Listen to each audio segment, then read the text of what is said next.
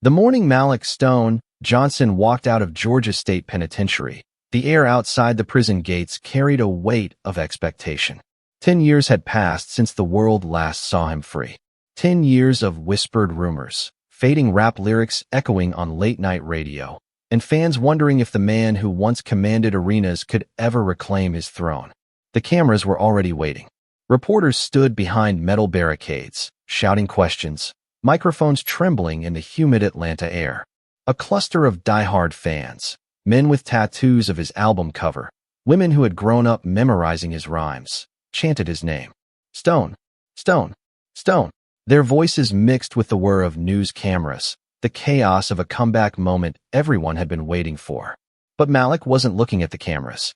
He wasn't looking at the fans or the reporters jostling for sound bites. His eyes locked on one figure, Tasha. She stood just beyond the crowd, hands clasped in front of her, tears threatening to spill.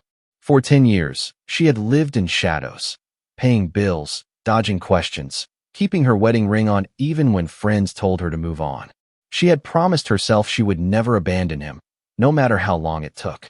Now, here he was, still broad-shouldered, still carrying that charisma, but hardened in ways she couldn't yet name. When Malik reached her, the rest of the world seemed to fade. The chants dulled, the reporter's questions became static. Tasha pressed her hands against his chest, as if to make sure he was real. 10 years, Malik, she whispered, voice trembling. I kept my vow. Don't you ever lie to me again. Malik gave a tired smile, the kind of smile that tried to hide scars. His arms wrapped around her, heavy and tight, as though he knew this was the only embrace that mattered. Baby, he said softly, this time, it's us against the world. I'm a new man. I swear. To the cameras, it looked like a picture-perfect reunion, the loyal wife, the reformed rapper. But behind her tears, Tasha's heart carried cracks. A decade is a long time to wait. A decade is a long time to believe in promises written in prison letters, promises that may not survive in the daylight. The crowd cheered when Malik lifted his hand in a wave, chains of diamonds still glistening around his neck. He looked like a man ready for resurrection, a man who could turn his prison time into an epic second chapter. Yet, those closest to him, his old crew, even his parole officer, noticed something in his eyes. A flicker, a shadow of fear, as if the past had followed him out of those gates. Back in the car, away from cameras, the silence between Malik and Tasha felt heavier than the shouts outside. She studied him, every line on his face, every scar she didn't recognize. You don't look the same, she murmured. No one walks out the same after 10 years, Malik replied, staring straight ahead. That night, they drove past neighborhoods that had changed without him. Gentrified streets, old clubs turned into boutiques, murals painted over with new faces. Time had marched on, and Malik felt it pressing against his chest. But inside Tasha's heart, another storm was building. She had sacrificed her 20s, her dreams of a family, her chance at a life without stigma, all for this man. She needed to believe he was worth it. She needed to believe that the man sitting beside her wasn't just an echo of the boy she once loved. Promise me something, she said quietly, her voice almost lost under the hum of the engine. What's that? Malik asked, eyes still fixed on the road. No more lies, Tasha whispered. If there's something I need to know, tell me now. I can take the truth. I can't take being fooled. For a moment, Malik's jaw tightened. He opened his mouth as if to speak, but then closed it again. Instead, he reached for her hand, squeezed it hard, and forced a smile. I told you, baby. It's us against the world. Tasha leaned back, her chest tight with both relief and suspicion. She wanted to believe him. God, she wanted to. But the way his eyes shifted when he said those words, the way his voice dipped, it planted a seed of doubt she couldn't shake. Outside, Atlanta glittered with neon lights, promising new beginnings. Inside the car, however, sat two people who had survived 10 years apart, but were about to face a truth darker than any prison cell. For now, the world cheered.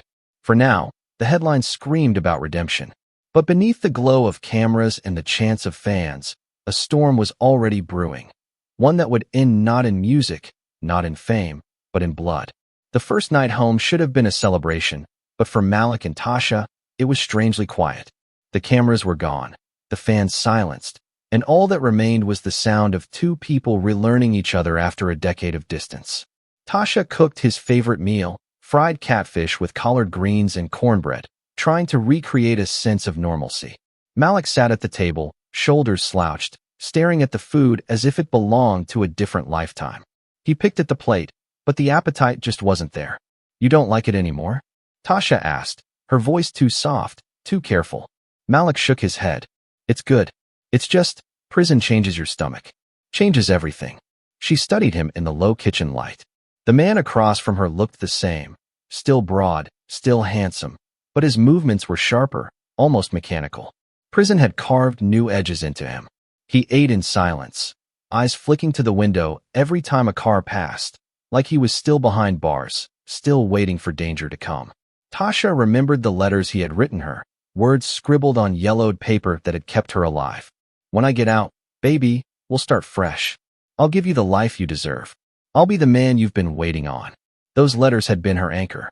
But sitting here now, watching him shift uncomfortably in a house that used to be theirs, she wondered if those words had been promises, or just survival poetry from a man locked away. Later that night, Malik lay awake while Tasha dozed beside him. The ceiling fan spun lazily, but his mind spun faster.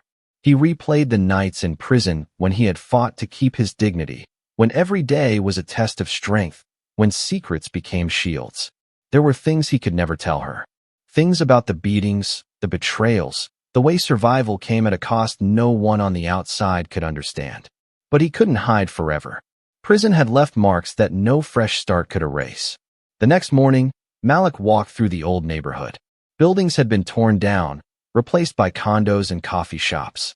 The old record store where he once sold mixtapes was now a boutique selling vintage clothes. He felt like a ghost drifting through a city that no longer remembered him. "Everything changed," he muttered, half to himself. Tasha squeezed his arm. "So will we. We'll change too. Together." Her optimism was both comforting and suffocating. She wanted a clean slate, but Malik knew life didn't work that way. You don't do 10 years and come out new. You come out layered with scars nobody can see. That evening, Malik reconnected with his old crew at a small recording studio. The walls were covered in soundproof foam, the air thick with smoke and nostalgia. They laughed, they poured drinks, they talked about the comeback. Everyone was excited, everyone except Malik. He rapped a few bars, but the words felt heavy, as though each rhyme carried the weight of years he could never get back. When the session ended, he stepped outside alone. Atlanta's night air clung to his skin, sticky and hot. He lit a cigarette, even though Tasha hated the smell. "You don't look happy," said Dre, his childhood friend and manager. Malik exhaled smoke, eyes on the ground. "Happiness ain't something you get back after 10 years, Dre. It's something you fake until it feels real." Back home, Tasha tried to bridge the gap. She curled against him on the couch, resting her head on his chest. "Do you regret it?" she asked softly. "All those years wasted." Malik's hand froze on her shoulder. His eyes, dark and distant, stayed fixed on the TV though it wasn't even on. "No regrets," he said finally. "Only lessons. I did my time. Now it's time to live." But his tone wasn't convincing, not even to himself. Tasha lifted her head, searching his face.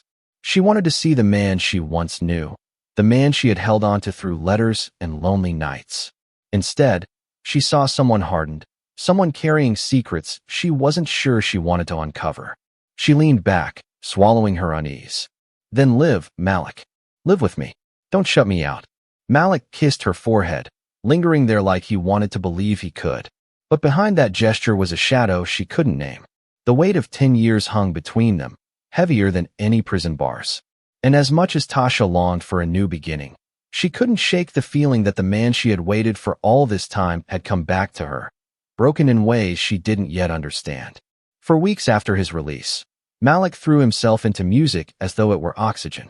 The recording studio became his sanctuary, the place where the echoes of prison walls couldn't reach him.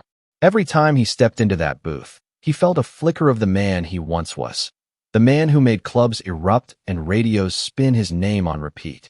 Dre, his manager and childhood friend, hyped him up relentlessly. "Stone, the people missed you. They want to see if you still got fire. Drop a track, and the city's yours again." Malik nodded, though deep down he wasn't so sure.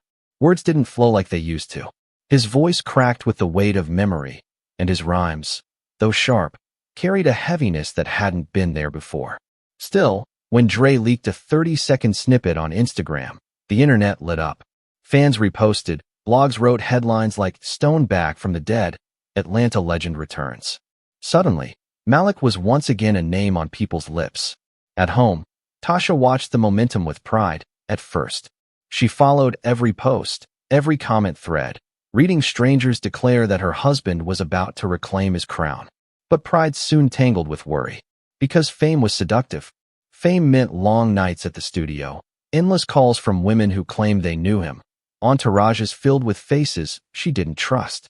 Tasha had waited a decade for Malik, and now that he was back, she was starting to feel like she was losing him all over again. One night, she waited up for him. The clock struck 2, then 3, the sound of cars outside rising and falling. When Malik finally walked through the door, smelling of smoke and sweat, she stood with arms crossed. "You said you'd be home by midnight," she said. He tossed his keys onto the table. "Studio ran long. You know how it is."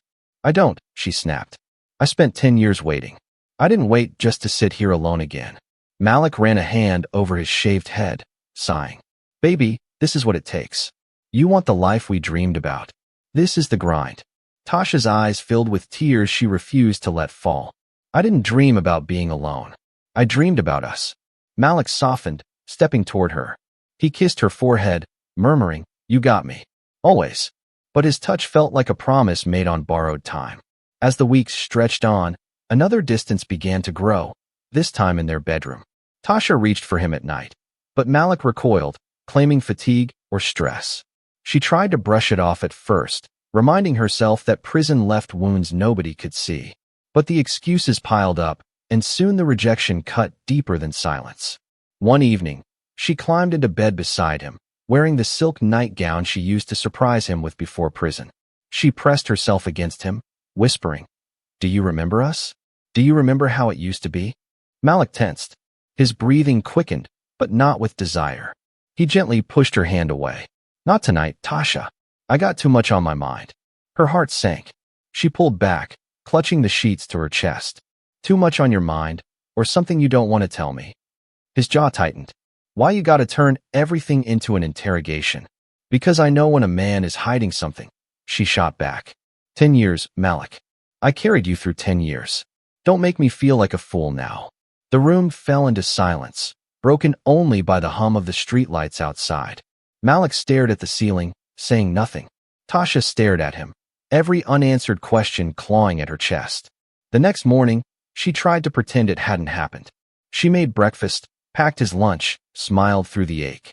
But every time he avoided her eyes, every time he brushed past her with a quick kiss on the cheek instead of the mouth, the seed of doubt inside her grew. Malik, meanwhile, leaned harder into the world of music. He stayed at the studio longer, surrounded by people who didn't ask questions, who only wanted beats and verses. When he rapped, he poured out his pain in coded lines, stories of betrayal and survival that no one could decode except him. But music couldn't cover the cracks at home. One night, Tasha followed him to the studio. She waited outside in her car, watching through the window as he laughed with producers, headphones around his neck, looking alive in a way he never did with her anymore. The sight made her chest tighten with jealousy and something darker. When he finally came out, she confronted him. "You can smile with them," she said, her voice trembling. "But when you're with me, it's like I'm not even there." Malik froze, his smile vanishing. He reached for her hand, but she pulled away. "Tell me the truth," she demanded. "What are you hiding from me?" For a second, Malik looked like he might confess. His eyes flickered, his lips parted, but then he shut it all down with a practiced grin. "I told you, baby. It's us against the world." But this time, the words sounded hollow, empty. And for Tasha, that hollowness was more terrifying than any lie. The apartment Malik rented downtown was supposed to symbolize their new beginning. Floor-to-ceiling windows looked out over Atlanta's glittering skyline, the kind of view rappers brag about in their lyrics. He had splurged on it with his first advance check since coming home, telling Tasha, "We deserve this. We deserve something shiny after all that darkness." That night, Malik set the stage like a man trying to erase a decade of absence. He ordered expensive champagne, lit candles, and scattered rose petals across the bed like they were high school sweethearts again. Music played low in the background, one of his unreleased tracks, bass thumping under whispered confessions. For the first time in weeks, Tasha let herself believe. Maybe the distance was just nerves. Maybe his coldness was just a phase. Maybe the man she had waited for was still in there, waiting for the right moment to let her back in.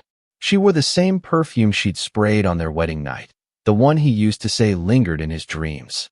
She stepped out of the bathroom in a silky slip, and Malik's eyes flickered with something, desire, fear, she couldn't tell. "Damn," he whispered, forcing a grin. "You look like trouble." She laughed softly, easing into his arms, pressing her lips against his neck. For a moment, it felt like they had found each other again. Their mouths met, hands roamed, hearts pounded. But as she reached for him, as her fingers moved lower, something stopped her cold. Her hand brushed against something hard, unnatural. Not flesh. Not him. She froze. At first, she thought it was her imagination. But when she pulled back, when her eyes dropped, reality hit her like a knife. What is this?" she whispered, voice trembling. Malik's face drained of color. He tried to move, to cover himself, but she shoved him back. Her hands shook as she pointed. "Malik," she stammered. "What the hell is this?" He sat on the edge of the bed, shoulders slumped, eyes wet. His lips trembled before words finally spilled.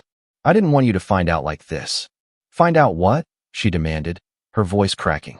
"That you've been lying to me? That you're not the man I thought I was waiting for?" Malik buried his face in his hands. "It happened inside, Tasha. They took it from me. An attack, years ago. I almost died. The doctors," his voice broke. "I couldn't face you like that. So when they gave me an option, I took it. A prosthetic. I thought it would make me whole again." Tasha staggered backward, as if struck. The candles flickered around her, shadows stretching across the walls. Her heart slammed against her chest, every beat screaming betrayal. 10 years, she whispered, tears streaming. 10 years, Malik, I waited. I dreamed about this night, about us. And you let me waste my life on a ghost. It wasn't a ghost, he pleaded, standing to reach her. It's still me, baby. I'm still your man. I didn't tell you because I couldn't bear the thought of losing you too. I already lost everything in there. If I told you the truth, I thought you'd walk away. She shook her head violently, sobs ripping through her chest. You didn't give me a choice. You buried the truth and let me build my whole world on lies. Malik's voice cracked with desperation. I thought love was more than this. More than flesh. I thought you loved me for my soul. Her hands clenched into fists. I loved a man who was honest with me. And you're not him. The room spun around her.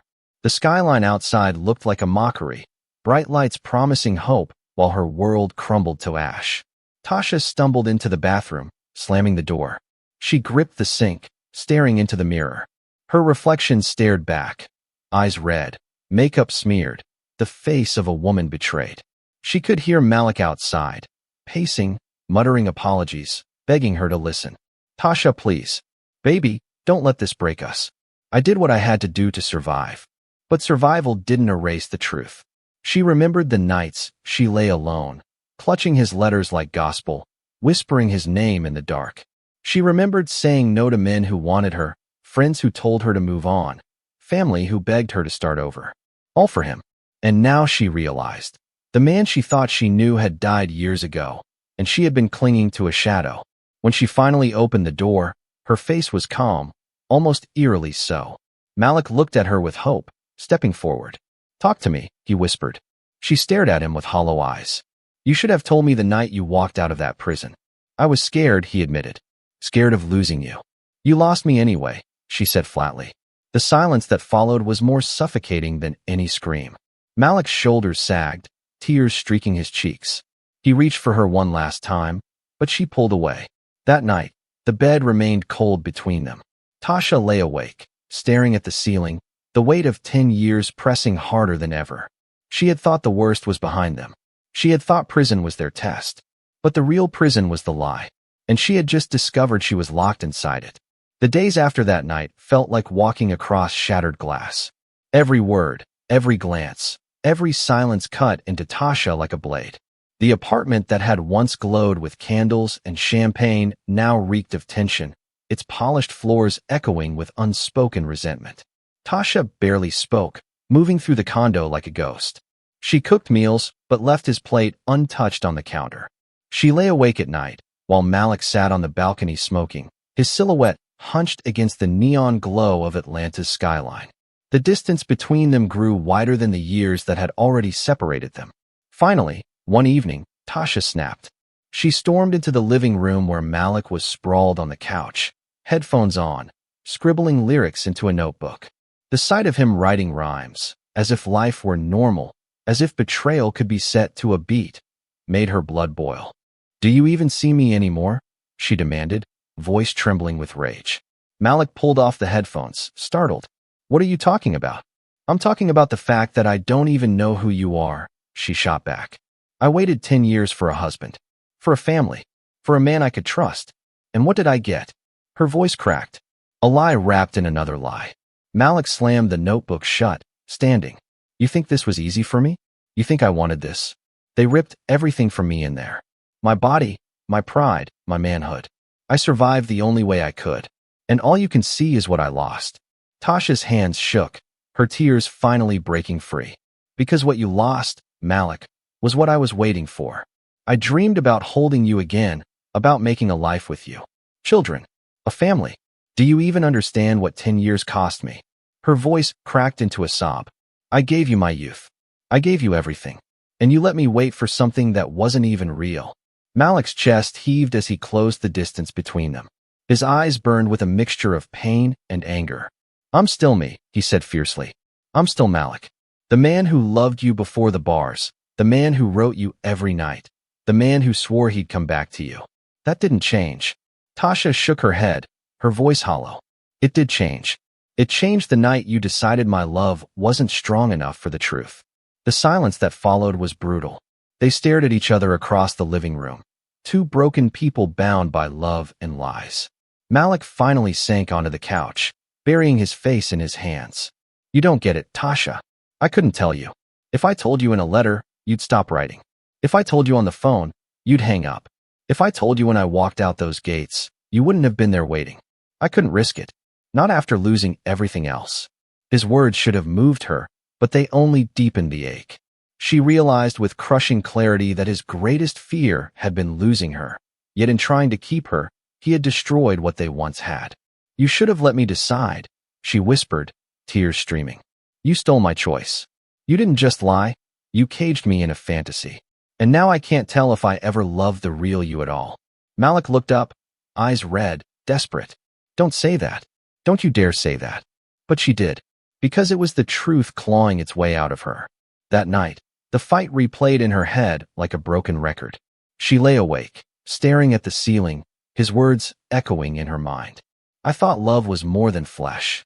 I thought you loved me for my soul." Maybe she did, once. But love wasn't meant to feel like this, like drowning in secrets, like suffocating under the weight of broken dreams. By morning, something inside her had shifted. The grief had hardened into something sharper. Anger replaced sorrow, rage replaced despair. When she looked at Malik across the kitchen table, she no longer saw the man she loved. She saw the man who had stolen her years, stolen her choices, and left her holding nothing but ashes. Her voice was calm when she spoke, but her words cut like knives.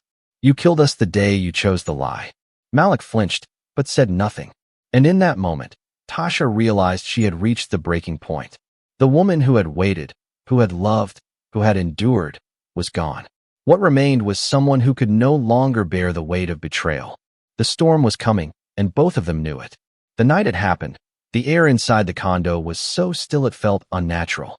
Atlanta's skyline blinked with neon outside the window, but inside, silence pressed against the walls like a weight. Tasha sat at the dining table, untouched wine glass in front of her, staring at nothing. Malik paced the living room, muttering half-finished rhymes under his breath, scribbling words that didn't rhyme, scratching them out again. Every corner of that apartment was heavy with tension. It wasn't just a home anymore. It was a battlefield of broken promises. "Tasha," Malik finally said, voice low, weary. "I can't keep doing this. You look at me like I'm a stranger." She didn't move. Her fingers traced the rim of the glass, her eyes fixed on the swirl of red liquid. "You are a stranger," she whispered. "The man I waited for, He never came back. Malik dropped his notebook on the couch, frustration radiating from him. So what? You'd rather I died in there? You'd rather I gave up? She shot him a look, her eyes blazing. I'd rather you told me the truth. I could have forgiven the truth. But lies? Lies kill everything. The words hung in the air like a verdict. Malik's chest rose and fell, his anger mixing with desperation. He stepped closer, his voice trembling. Baby, don't do this. Don't let 10 years fall apart over this. We can still. No. She cut him off sharply, standing. We can't. You made sure of that. Her voice was so cold, so final, that Malik froze. For the first time, he realized the distance between them wasn't just emotional, it was dangerous. Tasha's eyes drifted toward the cabinet near the TV stand, where she knew Malik kept a gun. He had insisted on it after his release, claiming he needed protection. A man with enemies never walked unarmed. She moved toward it slowly, her breath uneven. Malik's eyes widened when he realized what she was doing. Tasha, wait. Her hand gripped the handle, pulling the drawer open. The gun lay there, black and heavy, a silent threat waiting to be awakened. She picked it up with trembling hands, the metal cold against her skin. Malik stepped forward, palms raised. Don't do this. Please, baby. That's not you. Tears streamed down her face as she leveled the gun at him. You don't know me anymore. Maybe you never did. Put it down, he begged, voice cracking. I'm still the man you loved. I'm still Malik. Don't let this be the end of us. Her grip tightened. It already ended, the night I found out. Malik's knees buckled. He sank onto the floor, his hands covering his face. God, Tasha, I fought so hard to make it back to you. I thought if I could just pretend, if I could just give you something close to normal, it would be enough. Her voice trembled with fury. Enough for who? For you? Because it wasn't enough for me. I built my life around you, Malik. Around lies. And now there's nothing left of me. The room pulsed with silence. The candle wax on the counter had melted into puddles, the champagne long gone warm. Outside, traffic hummed in the distance, oblivious to the storm brewing inside. Malik lifted his head, eyes wet, raw with fear. If you pull that trigger, you'll never get me back. You'll kill us both. Tasha's breath hitched. The words rattled inside her, a final plea that almost reached her. Almost. But then she saw the letters in her mind, the promises of children, of futures, of forever. All of them lies. She saw the nights she slept alone, clinging to hope that had never been real. She saw her wasted years, her wasted love. And her finger moved. The gun roared once, echoing off the glass walls. Malik's body jerked, collapsing onto the rug, his notebook falling beside him, pages fluttering with words no one would ever hear. For a moment, Tasha stood frozen, the gun still trembling in her hands. The smell of gunpowder filled the air, mixing with the faint scent of roses still wilting on the bed. She dropped the weapon, her knees buckling as she fell beside him. His eyes stared wide open, shock frozen on his face. She touched his chest, whispering through sobs. I gave you my life, Malik, and you gave me a lie. Her cries echoed through the empty apartment. The city outside sparkled on, blind to the tragedy inside its shining towers. By the time the neighbors called police about the gunshot, Tasha hadn't moved. She sat on the floor, rocking back and forth beside his body, whispering fragments of the love they once shared, fragments that now tasted like ash. The storm had broken. The man she loved was gone, and the woman she once was had died with him. The gunshot still echoed in Tasha's ears when the silence swallowed her whole. Her chest rose and fell in shallow gasps, her fingers numb as the pistol slid from her grasp onto the rug. Malik lay sprawled across the floor, eyes wide open, lips parted in a half-breath he would never finish. The crimson stain beneath him spread slowly, creeping into the edges of his notebook, pages filled with rhymes no one would ever hear again. For a moment, Tasha didn't move. She just sat there on the floor beside him, rocking slightly, her mind fractured between disbelief and unbearable clarity. She had done it. 10 years of waiting, of longing, of sacrifice, ended with one bullet. The neighbors heard. A muffled scream, the thud of a body, the crack of a gunshot. Phones lit up with frantic calls to 911. By the time the sirens wailed through downtown Atlanta, Tasha was still on the floor, whispering to Malik's lifeless body. I gave you my youth, my best years, and you gave me a lie. The pounding on the door came next. Atlanta PD. Open up. She didn't move until the officers burst in. Flashlights swept across the condo, catching the glint of glass, the shimmer of city lights outside, the dark pool around Malik. Ma'am, put your hands where we can see them. Tasha blinked, her body trembling, then slowly lifted her hands. She wasn't holding the gun anymore. It lay a few feet away, silent as death. The officers moved in quickly. One secured the weapon, the other pulled Tasha to her feet, handcuffing her as tears slid silently down her face. It's over, she whispered, her voice hollow. It's already over. The detectives arrived soon after, their suits damp with the night's humidity. They studied the scene with practiced eyes, the untouched dinner plates, the scattered rose petals, the lyrics on the blood-soaked floor. Detective Harris knelt by Malik's body, shaking his head. Damn. Stone Johnson. Out 10 years, and this is how it ends. The news broke before dawn. By sunrise, headlines screamed across every screen. Rapper Stone found dead in Atlanta condo, wife in custody. From prison to tragedy, Malik Johnson's final chapter. Fans flooded social media, their grief pouring out in hashtags and tributes. Some posted his old songs with crying emojis, others called him a legend taken too soon. But as the details trickled in, that his own wife had pulled the trigger, the internet turned savage. Cold-blooded murderer. She couldn't handle the fame. She wasted his second chance. But there was another side too. People who saw her as the victim of a cruel deception. She waited for him, and he lied to her. 10 years of sacrifice, for nothing. She snapped. Who wouldn't? The nation divided itself into camps. Those who mourned the rapper, and those who empathized with the wife. Talk shows debated it. Radio stations played his hits on repeat, intercut with callers arguing about what really happened behind those closed doors. In the police station, Tasha sat in an interrogation room, her wrists raw from the cuffs. She didn't ask for a lawyer. She didn't even ask for water. She just stared at her hands, shaking, as if the blood were still on them. Detective Harris entered, sliding into the chair across from her. He placed a recorder on the table. Mrs. Johnson, he said softly, we need to hear it from you. What? Her eyes lifted slowly, glassy and haunted. I waited 10 years, she whispered. 10 years of my life gone. He lied to me. He let me dream of a man who didn't exist. Harris leaned forward. But lies don't have to end in blood. Her voice broke. They do when that's all you're left with.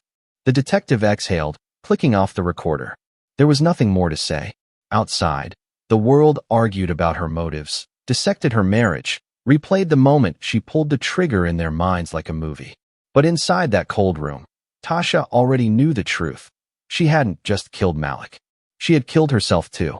The woman who once believed in loyalty, in promises, in forever, she was gone. When they let her out in an orange jumpsuit, cameras flashed like lightning. Reporters shouted questions. Did he cheat on you? Was it money? Why did you do it? Tasha kept her head down, her face pale, her lips pressed tight. She didn't answer, because no answer could untangle the knot of love, betrayal, and rage that had driven her to that night. The world saw a murderer. She saw only a woman who had loved too much, waited too long, and broken under the weight of a lie. And as the police car door slammed shut, the city lights blurred through her tears. The courthouse buzzed with electricity long before the trial began. Satellite vans lined the streets, cameras perched like vultures waiting for every glimpse of the woman who had pulled the trigger on one of Atlanta's most controversial rappers. Protesters and supporters clashed on the courthouse steps. Some carried posters with Malik's face and the words, "Justice for Stone," while others held signs scrawled with "She waited, he lied." When Tasha was led inside in shackles, the crowd erupted, some booing, some crying, some even cheering as though this tragedy were a spectacle for their entertainment. She kept her head down, flanked by deputies, the orange of her jumpsuit clashing with the flash of cameras. Inside, the courtroom brimmed with reporters, bloggers, and curious citizens who had lined up for hours to claim a seat. The air smelled of stale coffee and tension. On one side sat Malik's family, his mother clutching a photo of him as a boy, tears streaking down her cheeks. On the other side, Tasha's relatives huddled together, torn between love and shame. The prosecution wasted no time painting Tasha as a cold-blooded killer. District Attorney Cole, a sharp-featured woman with a commanding presence, paced before the jury like a predator. "Ladies and gentlemen, this was not a crime of passion," she declared. "This was a calculated act." Malik Johnson was unarmed. He was pleading for his life. And his wife, chose to end it with a bullet.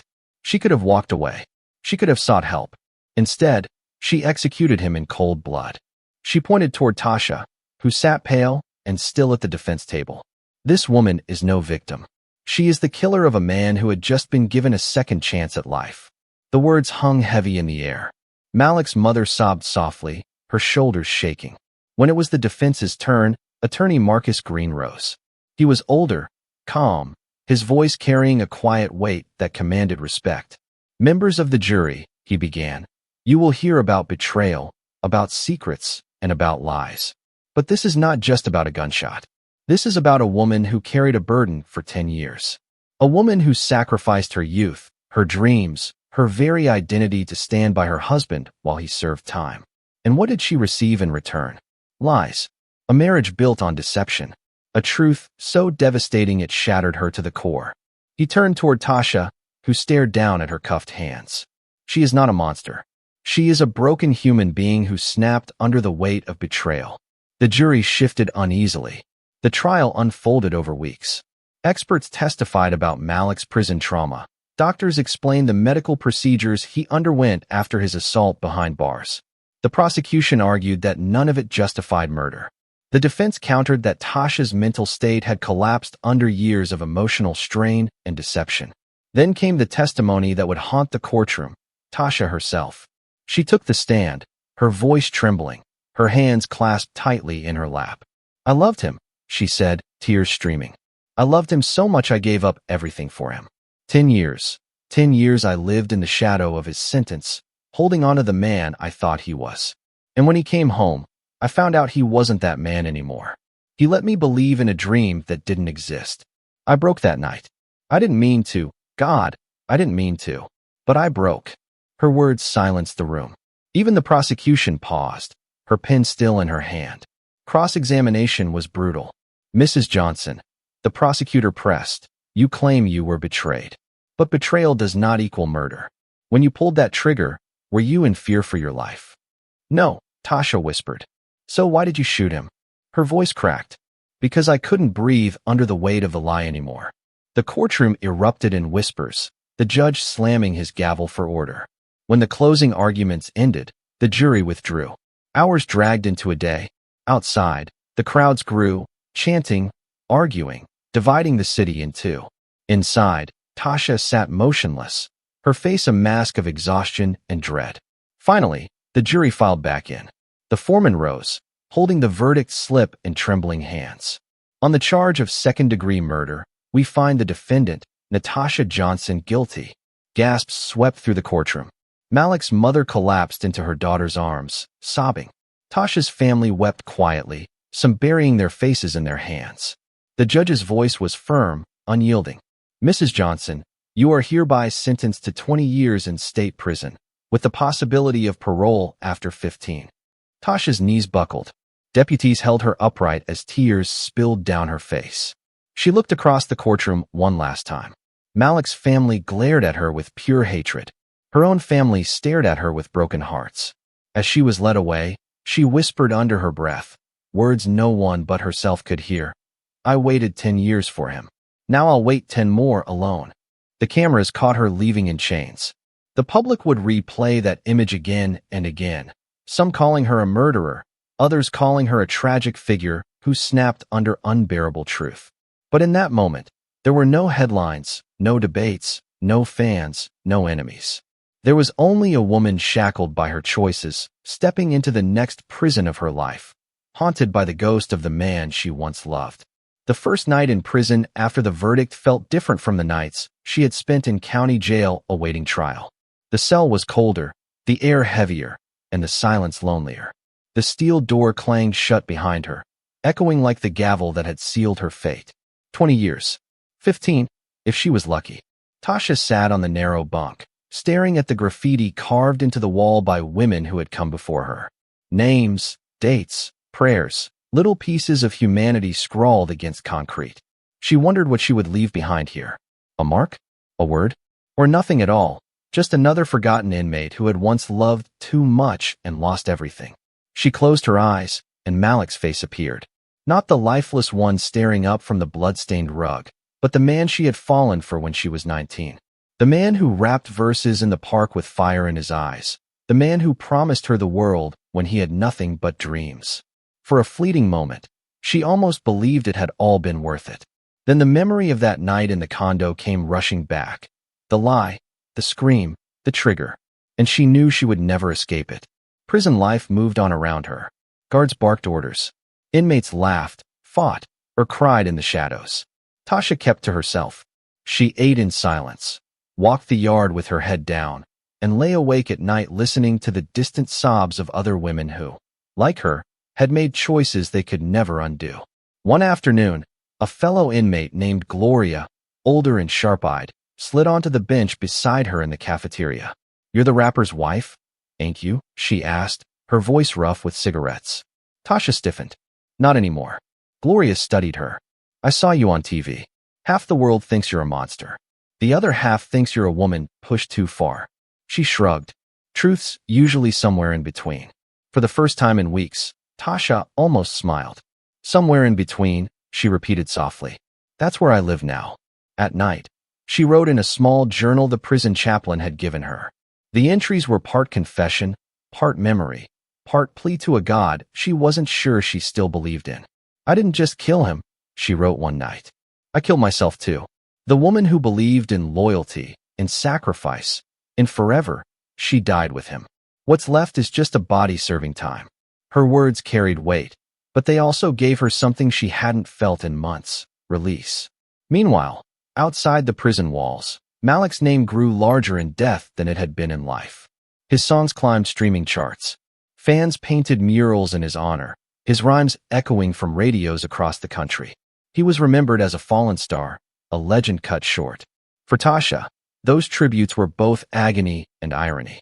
She had loved him when he was nobody, stood by him when the world turned its back, and now in death, he was worshipped while she rotted behind bars. The chaplain visited her one evening, sitting across the steel table in the visitation room. "You carry a lot of anger," he said gently, "but anger will eat you alive in here." She shook her head. "I'm not angry. I'm empty. There's a difference." He leaned forward. Emptiness can be filled with faith, with forgiveness, with something greater than yourself. Tasha's eyes burned. "I don't know how to forgive a lie that stole my life." The chaplain placed a hand over her journal. "Then maybe start with forgiving yourself." She didn't answer. But that night, she stared at the ceiling, his words rattling inside her. Forgive herself? How could she, when every breath she took reminded her of the bullet she couldn't take back? Weeks turned into months. Slowly, she began to open up to other women, sharing stories during laundry duty or in the yard. Some were mothers who had lost children. Some were addicts who had lost themselves. Some were killers who carried their own ghosts. For the first time, Tasha realized she wasn't alone in her grief, her rage, her regret. Still, when she returned to her cell, the silence swallowed her again. She would pull out her journal and write Malik's name over and over until the letters blurred with her tears. Outside, the world argued over whether she was a villain or a victim. Inside, she knew she was both. And as she traced the cracks in her cell wall late at night, Tasha whispered into the darkness, 10 years I waited for him. Now I'll wait 10 more. But this time, I'm only waiting for myself." Years passed, but the story of Malik Stone, Johnson, and his wife, Tasha, refused to fade. It lingered in the public imagination like an open wound, retold in podcasts, documentaries, and late-night debates. Every few months, his name would trend again, an anniversary of his death, a re-release of one of his songs, or a new mural painted in his honor. To his fans, Malik was forever frozen in time, a tragic figure, a rapper who battled demons, served his time, and tried to reclaim his place before fate and his wife's hand cut him down. They streamed his music like gospel, turning his pain into an anthem. His lyrics, once forgotten, now carried new weight, words about betrayal, survival, and loss that felt prophetic in the shadow of his death. In Atlanta, His murals grew into shrines. Candles flickered beneath his painted face, fans leaving flowers, posters, and handwritten notes. Rest in power, Stone. You'll never be forgotten. But for Tasha, locked away behind prison walls, the legacy looked different. She didn't see murals or hear streaming numbers. She saw ghosts. Every headline that reached her in whispers from other inmates reminded her that Malik had become immortal, while she was nothing more than the woman who had taken him away. Some nights, she lay awake imagining how people told their story. Maybe they said she was jealous, bitter, a fame-hungry wife who couldn't handle the spotlight. Maybe they painted her as a scorned woman whose rage burned too hot. Rarely, if ever, did they speak about the years she spent waiting, the love that turned into a prison long before she ever picked up a gun. Her family visited sometimes, but the conversations were strained. Her mother once held her hands across the visitation table and whispered, "You're still my baby, Tasha. But you have to find peace with what you've done." "I don't think peace exists for me," Tasha replied, her voice flat. Yet, even as she drowned in regret, there were moments of clarity. Writing in her journal, she realized that the world's version of the story didn't matter. What mattered was what she carried inside, her truth, her pain, and the lesson carved into her like a scar. Love without honesty is just another kind of prison. Outside, Malik's legacy soared. Young rappers cited him as an influence. His posthumous album, pieced together from unreleased tracks, went platinum. Fans blasted it from cars and corner stores, chanting his name like he had never left. But whispers followed too. Some insiders hinted that Malik had been hiding more than just his scars. Old friends confessed in interviews that he had struggled with shame, that prison had broken him in ways the public never saw. His secret, the one Tasha uncovered in the most devastating way, remained just that, a secret. The world mourned a fallen star, but they never truly knew the man behind the music. In prison, Tasha came to accept that truth. "They worship him," she wrote in her journal one night. "But they don't know him. I did. I knew all of him. The good, the broken, the lies. And maybe that's why I couldn't survive it." 15 years later, parole hearings began. Tasha sat in a small room, facing a panel of strangers deciding whether she deserved freedom. She spoke softly, without excuses. "I can't bring him back. I can't undo what I did. I live with that every day. But I can promise you I'm not the same woman who walked into that condo." She died that night, too. Whether the board believed her or not didn't matter. She had already served her sentence in ways no parole could erase. The legacy of Malik and Tasha became a cautionary tale. True crime shows dissected it as a story of love turned lethal, of secrets too heavy to bear. Preachers used it in sermons about the danger of deception. Psychologists analyzed it as a case study in betrayal and rage. But at its core, it was just two people, two souls bound by love and lies, trapped in a cycle that ended in blood. On her last night before parole, Tasha sat by the barred window of her cell, staring at the thin slice of moonlight cutting through the darkness. She pressed her journal to her chest and whispered into the night. 10 years I waited for him. 10 years I paid for what I did. And now, maybe, I get to start waiting for myself. The city outside had moved on. The music kept playing. The murals kept glowing. And somewhere between the beats and the silence, between the love and the lie, the legacy of Malik and Tasha lived on, forever unfinished, forever haunting.